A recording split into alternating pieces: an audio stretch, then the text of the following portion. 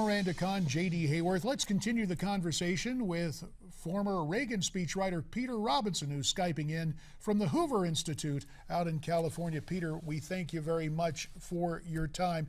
You laid out the story with a gripping narrative. Miranda's got just one obvious question she's dying to ask you here. Well, I'm dying to ask you. So you said the president said, "No, wait a minute, I'm the president, right? I can make the decision, and I want to say this speech," even though people were saying that probably wasn't a good idea.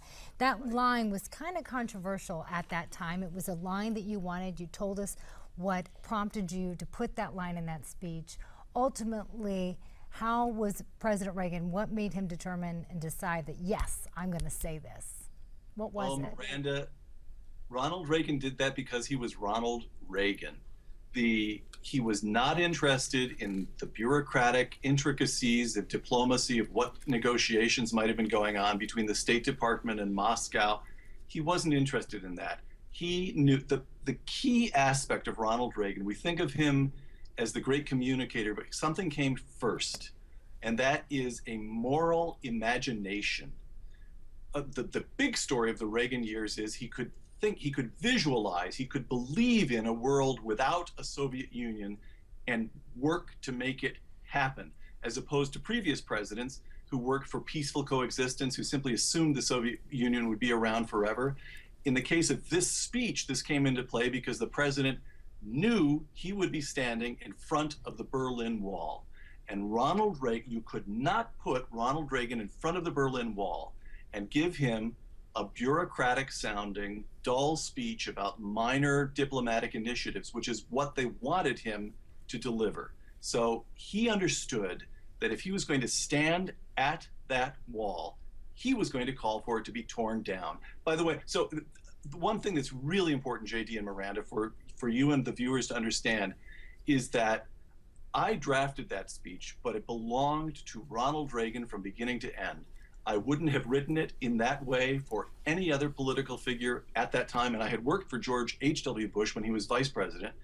I knew when I was in Berlin and I heard Ingeborg Eltz say Gorbachev should tear down the wall, I knew the president would respond to that. And he did, and the rest is history. To your credit. Peter Robinson, we thank you for your time, for your insights. Read all about it in the new issue of Newsmax magazine. Now, Miranda, we noted that this past weekend, the 25th anniversary of the Berlin Wall, tomorrow is a day that Americans have remembered for some time because of the sacrifice of those who have worn the uniform of this country. And this next bit of audio and video, these compelling images, really bring that home. That is how we can honor the sacrifice of those we've lost. That is our obligation to Americans' guardians. Guardians like Travis Manian, the son of a Marine. Travis aspired to follow in his father's footsteps and was accepted by the USS Naval Academy. His roommate at the Academy was Brendan Looney, a star athlete and born leader from a military family just like Travis. The two quickly became best friends, like brothers, Brendan said, heartbroken, yet filled with pride. The Manions and the Looneys knew only one way to honor their son's friendship. They moved Travis from his cemetery in Pennsylvania and buried them side by side here at Arlington. Warriors for freedom, reads the epitaph written by Travis's father. Brothers forever.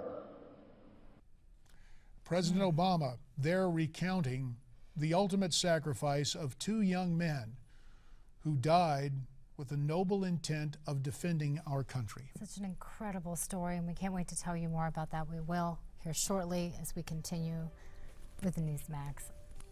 We are going to talk to Colonel Tom Mannion, who authored the book. You just heard President Obama refer to it. The book Brothers Forever, the enduring bond between a Marine and Navy SEAL that transcend their ultimate sacrifice. This compelling, touching story up next as we continue.